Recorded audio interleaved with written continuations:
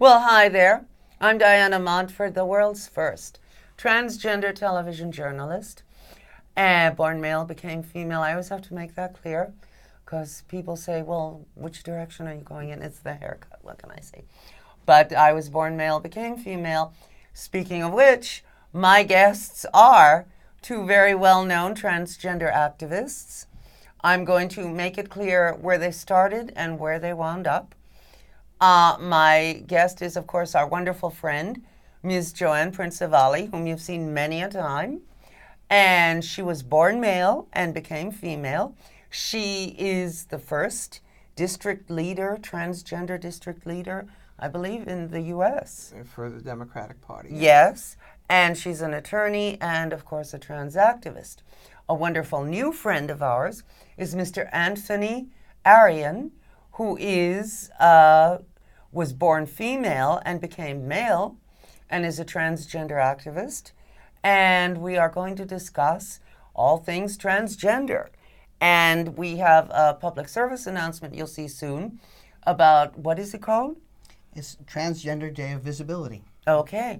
Transgender Day of Visibility, which I believe is on Saturday, March 31st, 2018. So, okay, so now tell us, Anthony, usually we start with a lady, but since you're a new friend, how long have unbelievably, you just transitioned? Yes. I only started my medical transition in January of 2017, January 6th. And we're shooting this in March of 2018. So just a little over a year that You I've look been on hormones. unbelievable. Thank you. I mean, born male, you look. I feel way better. Good. Even healthier. It's in my case, everything improved, even my health. My migraines went away. Yeah. My blood pressure stayed good. All the risk, even my diabetes stuff is resolving. Oh, wow. It's just the right thing for me. Yeah, well, and we can say the same thing. Yeah. It's just great for both of us. Absolutely. We, the distaff side, yes. Mm-hmm. So, tell us about the Transgender Day of Remembrance. Well, the Transgender Day of Remembrance occurs every year. No, I'm sorry. Day of Visibility. Visibility. Visibility. Duh. Okay. I know about the Transgender Day of Remembrance. Right. Okay. Well, I remember it. It's kind of a bookend. Yeah. Visibility. That's why I confused it. The whole idea of visibility is to be out there in the community and to let the world know that we are among you out there. Like vampires and space aliens, we're among you. Yes. And that is on Saturday. So you're seeing this on Thursday night, I would imagine. So you want to, well, okay, now what if you live out in a small town in Ohio or something and they're watching it there? Maybe they shouldn't be visible, like it might not be healthful, It depends. It depends on how you put your feet into the water. If it's boiling, you definitely don't want to be out And there. if the town populace puts a plugged-in toaster in your hands, do not put your feet in the water. Yes. Yeah. So judge for yourselves if it's a good idea to be out and trans and proud, or maybe you should be slightly more discreet. We live here in New York City, where not anything goes, but a lot goes, Am I right?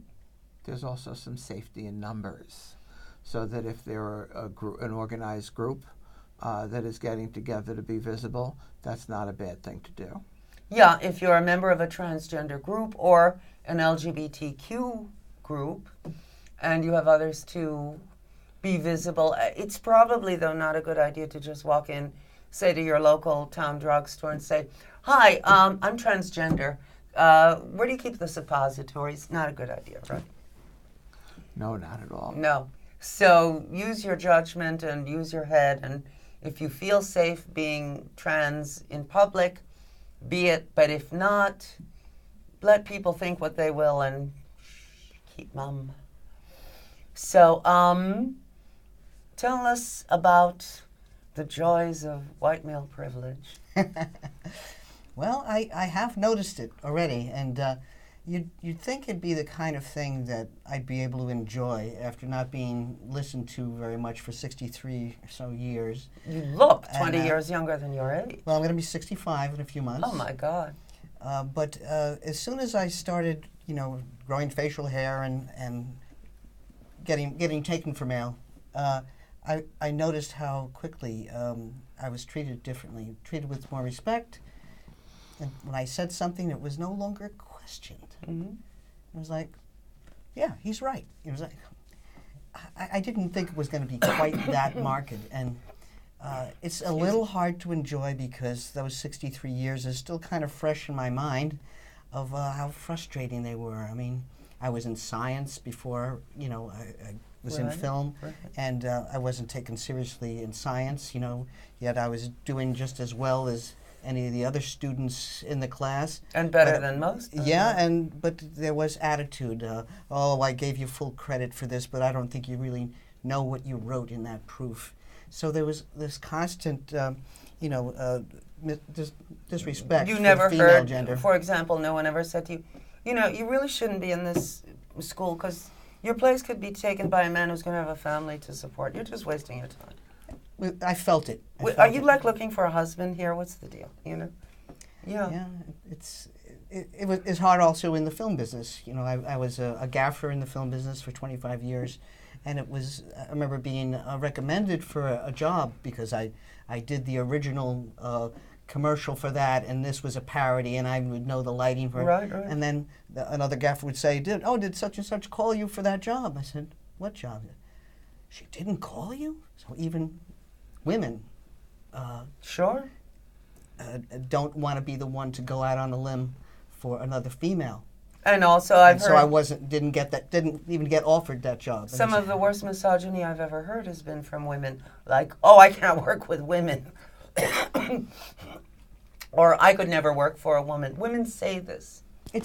I call it internalized misogyny, and people don't realize they're doing it, but see, everybody has been kind of brainwashed that women are like second-class citizens, and even women treat other women that way because they're just trying to protect their own position. Yeah. So it's really sad that women hold women down. Yeah. And it kind of may take a trans man to say that to you all. Women, stop holding women down. Why don't we see the wonderful PSA, public service announcement, for the Transgender Day of Visibility, which is this coming Saturday, March 31st. And if our wonderful producer, director, Ryan Stillwagon can run it, we will see it. Okay. We are around. But you may never notice us. We work for a living. Some are lawyers. Some are artists. Some even work in the media. But we really are mostly invisible. Unless we happen to say, I'm a transgender man. I'm a transgender woman. I'm non-binary. March 31st is Transgender Day of Visibility. We are all around. And are just people. Like you. Wonderful. Absolutely wonderful.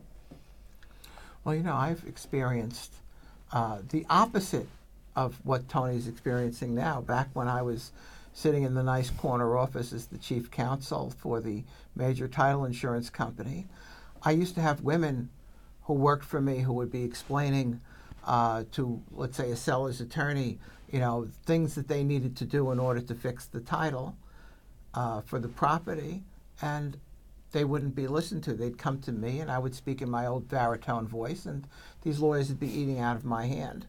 And then after I started transition, I was working at a law firm, and there was a problem with the survey made by a surveyor in Chicago. Mm-hmm. I tried to explain to the surveyor that there was a problem with the survey. He wouldn't hear it from me. I had to collar the partner who was running the deal, and I explained to him exactly what he had to tell the surveyor, and he said, stay in my office and listen.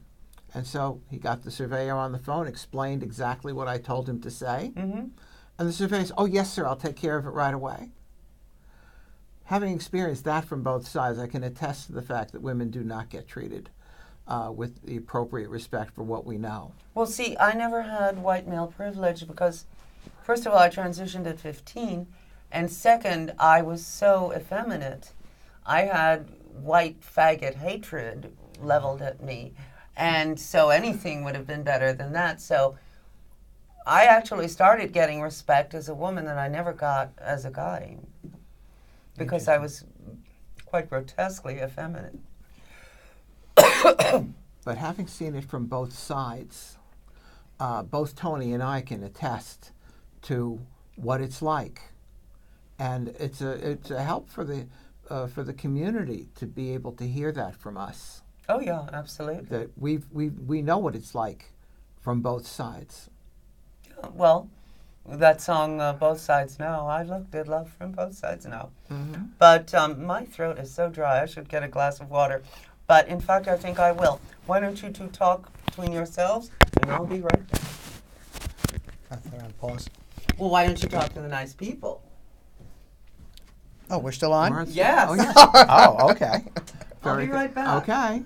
Talk about trans experience. Very good. So, Tony, tell me about your life as a guy. Well, it's just so much better. It's what I always was, but that just wasn't visible. There's actually a book called Becoming a Visible Man by Jameson Green. And all of my behavior, my whole life, was very male. You've been to my house. I built my own house over a period of 5 years. Not something that a lot of ladies do, you know, buy the lumber, more delivery, draw the plans and everything. And I guess I just had to do this because it felt like what I should be doing as a man. And I knew I wasn't going to get married under, in the old body. So it's just so much nicer not to have to put on an act anymore, like Dustin Hoffman, doing Tootsie for 63 years. Now I can just be myself. There you go. And how about you? Well, I spent so much of my life, first 45 years of my life, hiding myself. And, it was very liberating when I first transitioned. I could be me all the time. Now, I grant you, I wasn't going to at first. After all, I had gotten married. We had 4 kids. I wasn't just going to walk away from my family.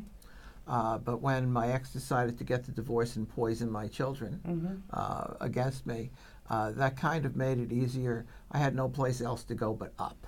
Exactly. And then I lost the job as well, so that pretty much I went through all the collateral damage. Could you sue today if that happened today?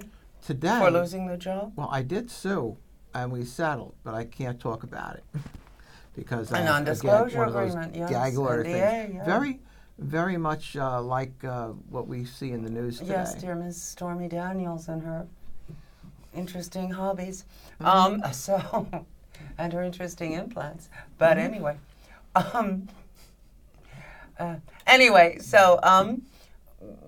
To people out there who might be settled in lives, as both of you were, and would like to transition, but perhaps need a little dose of extra courage, what would you say?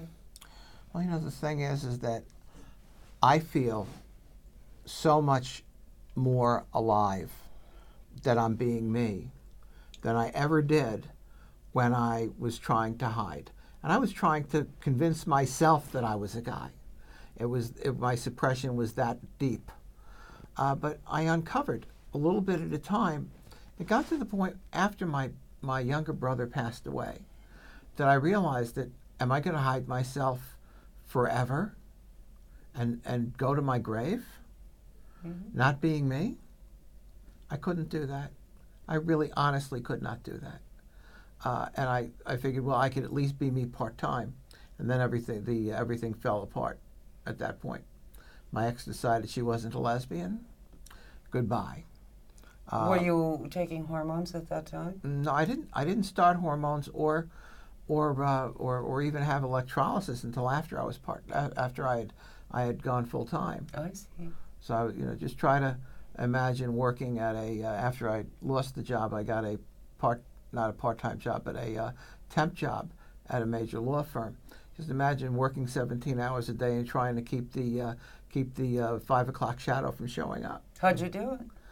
I basically I had a really good makeup routine that worked very well. Which you explained many years ago, which is you apply orange lipstick to the face, Yes, the and- beard area to neutralize the blue chin, then a heavy covering foundation makeup, powder over that, and you're all set. That's pretty much it. I Yes. remember you told me that, yes.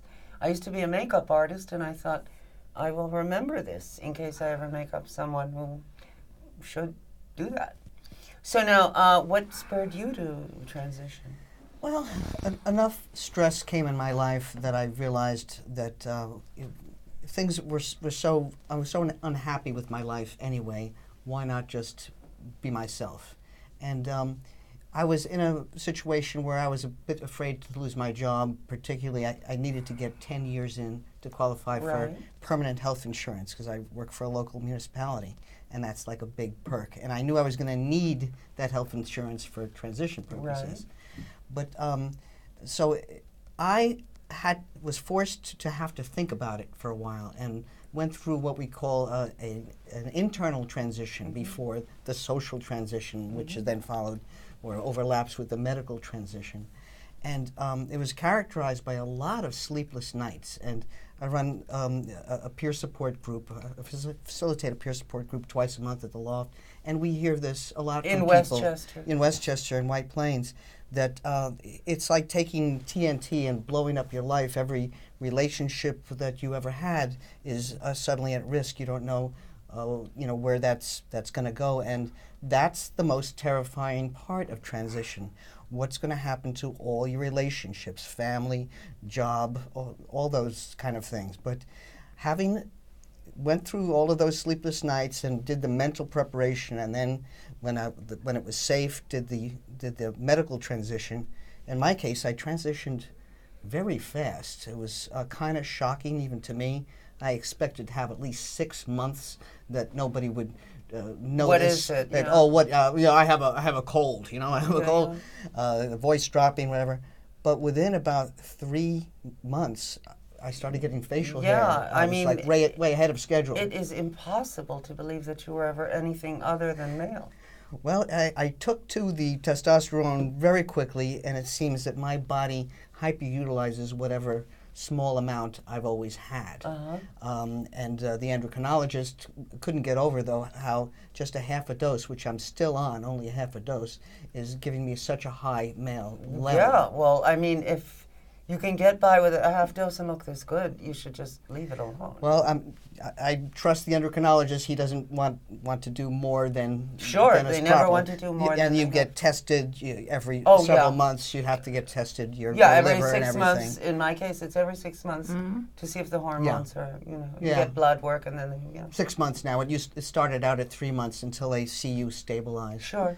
But then once I ended up having to come out in my town by like April of last year because it was becoming so obvious. People say, Right. so what's with you? Are you changing your name or whatever? It was like, so I actually, since I run a local community media, a government and educational channel, Right. I came out in public comment since the whole town knew me, small town in Putnam County. They knew me for 16 years because I do the video for that town. So I felt they had a right to know that I'm going to be the same person, but I'm going to be going by a different name and all that. And so I came out in April, and then by the end of the year, my life had changed so much. No more sleepless nights. I just, I got top surgery a little later in the year, like around, October. For those who don't know, top surgery is a double mastectomy and then the creation of a male-looking chest. After that, it was like just such a pleasure to wake up and look at yourself in the mirror, and it's just like, oh, yeah, what a relief. It's like what I want to see. And since you're postmenopausal, Yeah. periods are not a problem. No, I'd stopped with that around age 50, and Yeah. being age 65, I'm way past that. But as Joanne was saying, the level of mood, if my anxiety was up here, before medical transition, it this down here. Mm-hmm. It's like nothing. It's like I finally feel happy. So even though you may have to go through quite some time of deliberation and worry and anticipation, which might be worse than the actual trials that you have to face, or may not. It could be bad too. But the moral is, at the end of it, there is happiness that you couldn't have had without doing it. Times have changed. Back in 1999, I was outed on television. It happened to be Thanksgiving week of 1999, and I was testifying in favor of Westchester County enacting a human rights law, which it didn't have at the time, so that would include transgender people.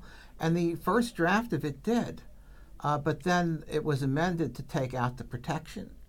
And so I went to the public hearing. I wasn't even me full time at the time, and I went as myself, and I started talking in my current voice, pretty much, about something innocuous. They were referring to limited liability corporations, which should be called limited liability companies, and they really needed to amend the law in that regard. They never did, but then I dropped into my original baritone, and all of a sudden, all eyes were on me, and people were gasping. But because of that, and I talked about how transgender people are not garbage and how we should be included in the protection of the human rights law. Well, that got me every half hour on Westchester News 12 for the next news cycle, and I was on Fox 5 News at 10 p.m. that night, and on Good Day New York the next morning. And you know, wouldn't you believe, I was outed to 17 million people in the New York metropolitan area, and some lawyer from Long Island decided to call the title company's home office in a place I can't mention and say, what kind of perverts do you have working at your company? What kind do you want? Which led them to fire me. Now, Tony outed himself on television in his town, and he kept his job. I lost mine, but that was about 18 years ago, back in 1999. Today, you'd have a huge lawsuit, wouldn't you? Yes, especially since it was pretty obvious that they were firing me for being trans. Yeah, exactly. And now, if people want to contact either one of you, how can they do that? Probably the best way to be to contact the Loft in White The Plains. Loft is the LGBTQ organization in White Plains, New York. Mm-hmm. So how would they do that? The email, the website for the Loft is www.loftgaycenter.org, and that will get you to pages where you can get the contact information if online, and also a schedule of events and activities. And there's 4 transgender peer support groups a month now. I do 2 of them, the 2 on the Sundays, and it's listed right on the website, on the calendar there. This is 2 Sundays a month and 2 Saturdays a month, and they're spread out. So because trans people, they really sometimes have a lot of crises happening, and they can't wait 2 weeks or 4 weeks. Or a month, yeah.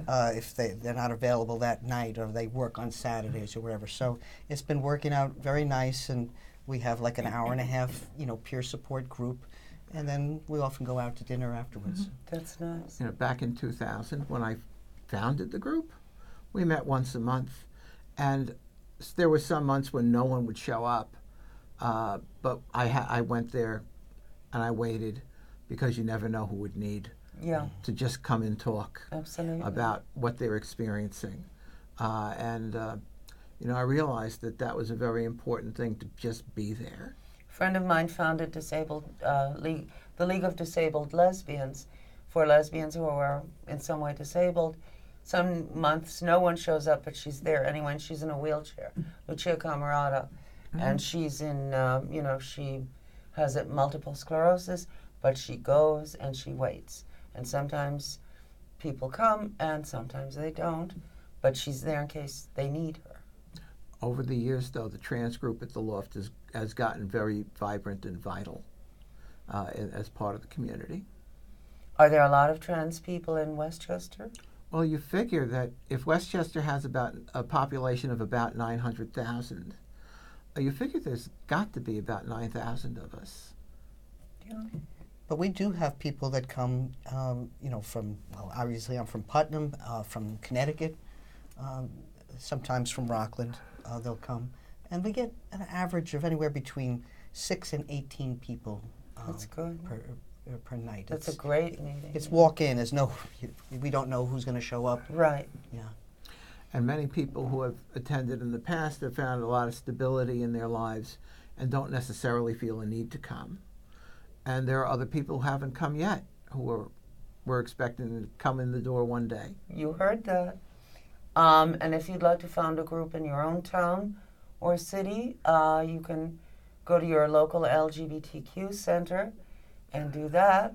If you don't have an LGBTQ center, you can go on the internet and perhaps start an internet meeting, which would be much more convenient for people who live in spread out areas. Anyway, my guests have been transgender activists, Ms. Joanne Principali, whom you've seen many a time on this show, and I hope we'll see again. She is an attorney. She is the first transgender district leader, political district leader in the U.S. ever. And she is a trans activist in addition to her work as an attorney. My other guest, our wonderful new friend, is Mr. Anthony Arian, who is a filmmaker and a transgender activist and runs the group at both of you. You run the women's group, you run the men's group. No, actually, she started the trans group. Well, anyway, years we're ago, out of time. Oh my God. Anyway, so, and they, as they've said, you can contact them by contacting The Loft in Westchester, www. .loftgaycenter.org. Okay. And I'm Diana Montford. This has been the Diana Montford Show. Even if no one else loves you, I love you. And just remember, you might feel isolated and alone because you're trans. And of course, we've all been there. But remember, we are trans too. There are a lot of trans people, and there are more trans people every single day. So you're not isolated. You're not alone. You have friends in the largest sense. Go on the internet and contact people. Anyway, I love you even if no one else loves you. See you next time. Bye. That's it. And, okay, that's done. Good One in a job. can, yeah. That's nice. It's a nice show. Thanks. That clicking is driving me nuts. Let's see if we can get it turned off. I didn't think to explain this. We're opened up to the whole spectrum of Yes, trans. that's okay. But we can mention that in the next one. Well, the beautiful thing about it is that They'll call the that loft and know. yes, we also did a little compare and contrast. I thought that was pretty good in terms of you talking about your experience and me talking about mine, and how the fact that 18 years ago very different from today. Yeah. Where in relatively conservative Putnam County, you still have your job. Yeah. It just kept going. Maybe we should mention that in the birth certificate that I was able to get because of your, that would be a good thing to talk about how